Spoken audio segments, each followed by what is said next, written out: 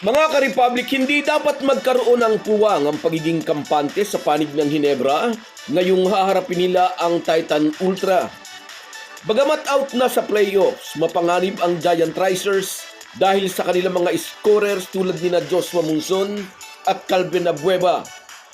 Matapos ang malaki ngunit dikit na panalo laban sa Rain or Shine sa Bahrain, kailangan din ng Hinebra na manalo kontra sa Titan Ultra para manatiling buhay ang pag-asa sa twice to beat bonus. Pero napakaliit po ng chance na makakasalta pa sa top 4 ang Gin Kings. Bukod sa dapat silang manalo kontra sa Giant Risers, dapat ding manalo ang Magnolia kontra sa Tok and Tex. Pero anong malay natin? Bilog ang bola. Pag-uusapan po natin yan, pero bago ang lahat ay maglalambing po ako sa inyo na isubscribe ninyo itong ating channel at kung di masyadong makakaabala ay i-like at paki-share na rin ninyo. Malaking bagay po yan sa aming mga vlogger. Maraming salamat. Mga ka-Republic, hawak na ng SMB ang top position sa team standing sa record na 9-2 at ang Rain or Shine 8-3. Tiyak na rin ang mga bataan ni Coach Yang Yao sa twice to beat bonus. Nasa top 3 and 4 ang Tok and Tex sa Tan Converge. Ngunit pwede pa itong mabago depende sa huling dalawang laban ngayong December 21. Mamaya yan. Naghahabol sa top 4 finish ang Hinebra. Depende sa magiging resulta ng mas maagang laro sa pagitan ng Tok and Tex at Magnolia at ang laban ng Hinebra kontra sa Titan Ultra. Kung mananalo ang Hot Shots laban sa TNT Tropang 5G at kung mananalo rin ang Hinebra kontra Giant Risers, magiging bangungot ito para sa mga bataan ni Chot Reyes. Dahil ang panalo ng Magnolia at panalo rin kung sakali ng Hinebra ay magre-resulta ng logjam. Pare-parehong record na 7-4 sa 4 na kupunan.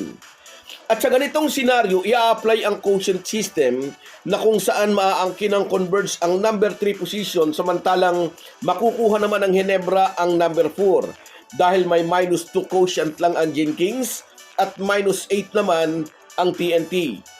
Kaya asahan na gagawin ng Tok and Tex ang lahat upang manalo laban sa Magnolia sa mas mauunang laro mamaya. At medyo magiging mabigat na laban ito para sa Hotshots dahil nadali ng injury ang dalawa nilang pambatong player na sina Jerome Lastimosa at Paul Lee. Aasa ang mga Hinebra fans na kahit may injury ang dalawang mahalagang player ng Magnolia ay matalo ng mga ito ang Tok and Tex. Kung mananalo ang Hotshots, magiging gatong ito para ganahang maglaro ang Hinebra kontra sa Titan Ultra mamaya sa main game.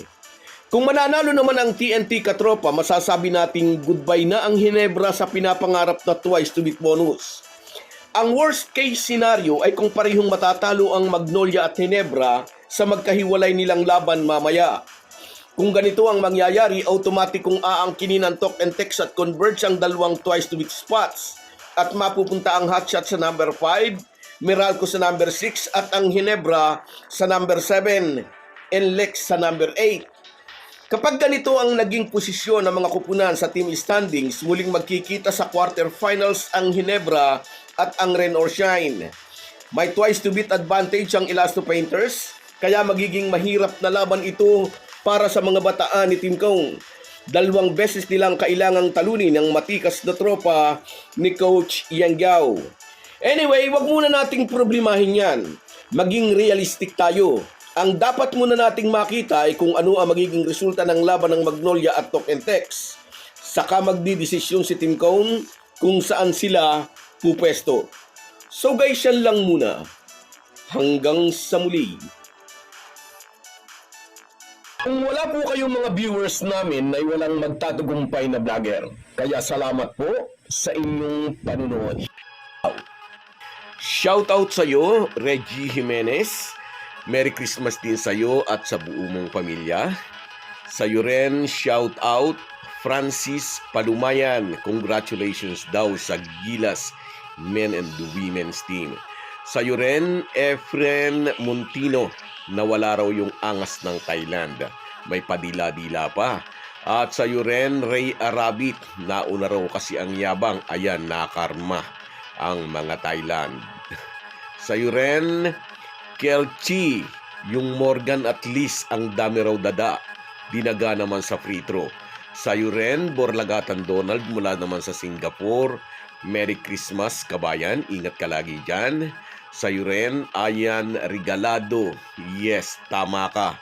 Ang ganda ng rotation ni Coach Norman Black. At sa'yo rin, Jigs Carido. Shout out sa'yo. Merry Christmas din sa'yo. At sa'yo rin, shout out Rodantes Sabida. Yes. Maraming salamat sa panonood sa'yo. At sa'yo rin, Cecilia Gibara. Merry Christmas po. Salamat sa inyong lahat. Kahit gaano po tayo kabisi, ay huwag po nating kalimutan ang ating buhay espiritual. Lagi po tayong magpasalamat sa bawat araw na dagdag sa ating buhay. Malaki po ang maitutulong ng pananalangin araw-araw.